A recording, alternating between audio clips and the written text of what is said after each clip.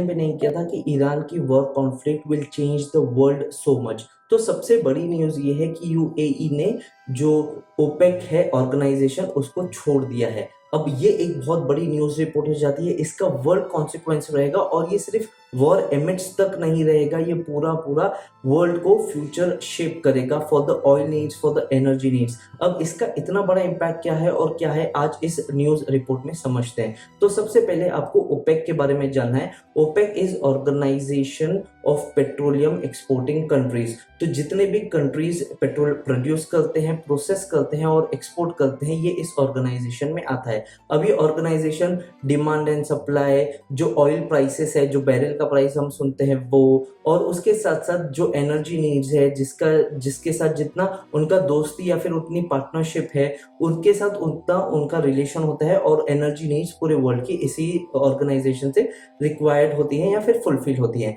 अब सबसे पहली चीज तो ये एक ऑर्गेनाइजेशन एक कार्टेल बोला जाता है और इसको एक कार्टेल के नाम से ही कर दिया जाता है। और बहुत सारे देशेस, इवन डोनाल्ड ट्रंप जो कि एक बहुत बड़ा विन उनके लिए भी है, वो ये बोलते हैं कि ये कार्टेल है जो कि पूरे वर्ल्ड में बहुत चीजों को इम्पैक्ट करते हैं। तो फर्स्ट इज दिस।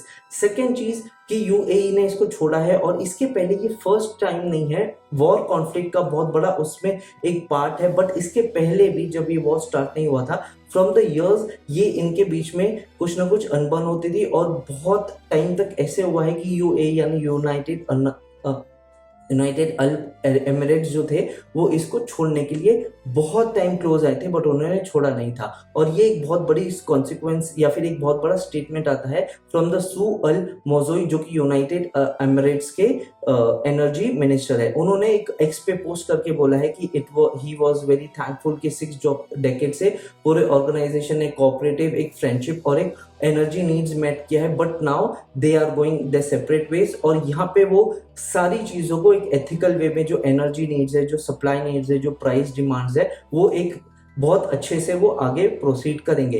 अब द पॉइंट इज कि यहाँ पे सबसे पहला न्यूज आता है यूएई से यानी यूनाइटेड एमिरेट्स से कि वो जो 3.5 मिलियन बैरल्स अ डे बनाते थे वो 5 मिलियन बैरल्स तक चले जाएगा। तो यहाँ पे अब ये कार्टेल के पार्ट नहीं है, तो कार्टेल इनके ऊपर कोई भी रिस्ट्रिक्शंस नहीं लगाता था। और ये एक बहुत बड़ी चीज थी कि cartel energy and price and demand, supply and demand को पूरा केटर करने के लिए उनके बीच में कैप्स लगाता है कि कौन सी कंट्री कितना एक्सपोर्ट करेगी, कौन सी कंट्री कितना प्रोसेस करेगी, कितना वो ऑयल प्रोड्यूस करेंगे, कितनी रिफाइनरीज लगाएंगे। एंड यहाँ पे एक बहुत बड़ा मेजर आता है जहाँ पे यूएई बहुत एडवांस टेक्नोलॉजी से ऑयल प्रोडक्शन की रिफाइनरीज एंड प्रोडक्शन क्वालिटी बढ़ाएंगे और उसका भी उन्होंने बहुत अच्छे से इम्प्लीमेंट किया है। अब ये जो ओपेक है इसका एक मेंबर चला जा रहा है and UAE was one of the biggest contributing networks. आपने सुना ही होगा कि अरब कंट्रीज में अगर आप खोदोगे तो पानी नहीं तेल निकलेगा, तो उनके पास बहुत बड़े रिजर्व्स हैं। एंड यहाँ पे एक चीज आ जाता है, जो ओपेक एक ऑर्गेनाइजेशन है, इसको बहुत क्रिटिसिज्म मिलता था। इसको डोनाल्ड ट्रंप की एक बहुत बड़ी विन हम इसलिए बोलते हैं क्योंकि डोनाल्ड ट्रंप ने रिसेंटली क्रिटिसाइज किया था कि they are ripping off the world. जो 40 या $60 ऑयल बैरल था वो उतना बैरल प्राइस होना नहीं चाहिए था, बिकॉज एक ऑर्गेनाइजेशन के अंदर था जो demand and supply and production को कैप करते थे, लिमिट करते थे। तो ये कहीं ना कहीं इम्पैक्ट डिमांड एंड सप्लाई और नीड्स पे भी आता है। इसका एक बहुत बड़ा इम्पैक्ट हो रहा है सोलर एनर्जी एंड ईवी में। अगर आपको इलेक्ट्रिक व्हीकल्स या फिर ईवी कार्स आपने देखी है तो वो जस्ट एक छोटा पार्ट है, बट बहुत बड़े कंट्रीज, बहुत बड़े ऐसे कंट्रीज जिनके ऊपर बहुत अच्छा सनशाइन आता है, they are switching to solar energy, जिससे जो कोल और पेट्रोलियम और बाकी सारे प्रोडक्ट्स हैं उस पर कम डिपेंडेंसी जाता है, जिसका रिक्वायरमेंट कम होता है। एक बहुत बड़ा रीजन ये भी है। बट इसके अलावा बहुत सारे ऐसे प्रोडक्ट्स हैं जो पेट्रोलियम से डायरेक्टली और इनडायरेक्टली कनेक्टेड होते हैं, या फिर उनके सिवा उनका प्रोडक्शन उतना प्रॉफिटेबल या फिर उतना रिफाइंड नहीं होगा। तो वो जितना नीड था उतना ही होगा। अब वर्ल्ड में अगर डिमांड कम हो रहा है तो प्राइस भी कम होगा, और सप्लाई अगर उतना है तो फिर और भी प्राइस में इफेक्ट आएगा।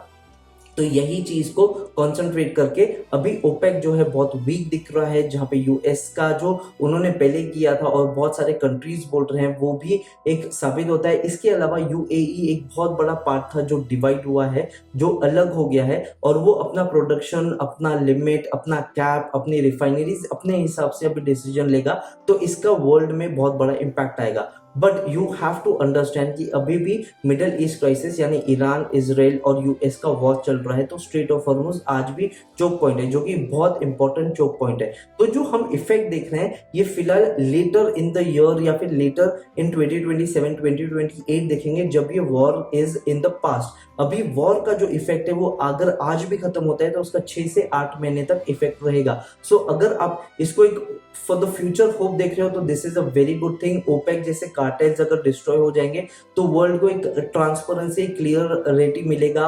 जो कंट्रीज ऑयल प्रोड्यूसिंग कंट्रीज है वो अपने डिसीजंस खुद ले पाएंगे। तो कहीं ना कहीं for the world energy needs ये एक पॉजिटिव पॉइंट पे है। बट क्या कोई और दूसरा ऑर्गेनाइजेशन आके इसको कैप्चर करता है, ये तो अभी हमारे को वक्त ही बताएगा और हम फ्यूचर में ही इसको देख सकते हैं। द मेजर पॉइंट इज कि UAE is divided, OPEC is weak and OPEC is one बताएगा। आपका क्या थॉट प्रोसेस है, let me know in the comment box below. Who do you support and what do you think ये war कब end होगा? हम उसका एक मेजर अपडेट इस वीक के एंड में लेके आएंगे। And do subscribe to global desk. अगर आपके कुछ सवाल और सुझाव है तो कमेंट बॉक्स में बताइए। Till the time I see you in my next video. Have a nice day, take care, be happy, do subscribe, see you in my next video. Thank you.